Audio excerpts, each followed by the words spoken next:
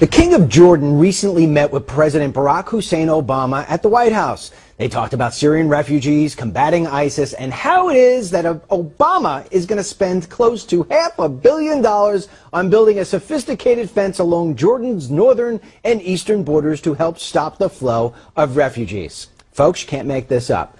Now, why Obama isn't spending your tax money on our fence? Maybe he doesn't think there's a problem. Let me show him some pictures that say otherwise. There you see a big, huge 18-foot fence, and it just suddenly stops. Go ahead, next. It stops so this way we can have that, because that's very effective, that Normandy-style border. Go ahead. What's next? Then, of course, we have the very dangerous chicken wire, which just says, do not come over into the U.S. What do we have next? Yes, more of the Normandy-style fencing, because you can't jump over that, right? What's next? Yeah, then the Normandy-style fence actually broken down. So this way we can make it really super easy. We don't want anybody hurting their ankles. Then, of course, we have signs throughout some of our parks saying smuggling and illegal immigration may be encountered in this area. That's 100 miles up from the border. Oh, and then this one. I love this one. This is when the drug cartels say, you know what, we don't want to drive down to those Normandy fences. We don't have enough gas. So let's just cut the fence and drive through, which they do. Go ahead. And then, of course, we just make it easy for them and we lift the fence up. Next photo. Yeah, there you go. You could drive a truck through. It's 6 foot tall. Go. Yep. Keep going. Yep.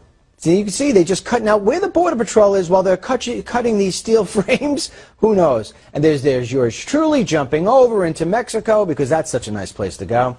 Next. Oh, then, of course, in Texas, this is my favorite. In case you come over that fence and you need a little help, we're going to help you out. Just press the red button. And it doesn't matter if you're English, Spanish, or, of course, Chinese. How they're coming through the Mexican border, who knows? Go ahead. And then, of course, there's no fence. And that's because they don't want to stop deer from being able to migrate through a river. That looks more like a puddle to me, but okay. And then, of course, if you're swimming in Mexico and you feel like drying off in America, we've made that available for you as well. And then if we go to Canada, yes, Canada, as you can see, there's no border fence. And as we walk down the block to the Border Patrol station, yeah, there it is right there. It's looking a little outdated. Why is that? Because nobody is inside. Yes, that is our border protection up in Canada. Okay, you could come back to me. It's depressing as it is.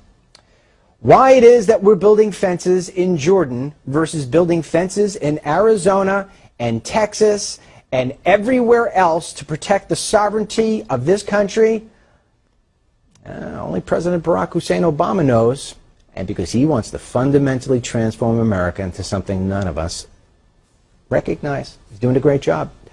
I want to hear from you. What would you say to this guy right here if you had the chance to say something to him? One sentence. The best sentences get read out on air next week. One sentence that you would say to him. Remove all curse words. I can't say curse words, obviously. All right? Where do you send it to? DMLreport@newsmax.com. Tell me what you would say to this guy right here. DMLreport@newsmax.com. All right? You could also find me at Facebook. Just search Dennis Michael Lynch or DML Daily. It lands both to the same place. And believe me, I read every single email. I read every single comment. And at this point, I'm going to need glasses pretty soon. But I love you. So, that being said, until tomorrow, God bless you, our troops in the United States of America. Good night.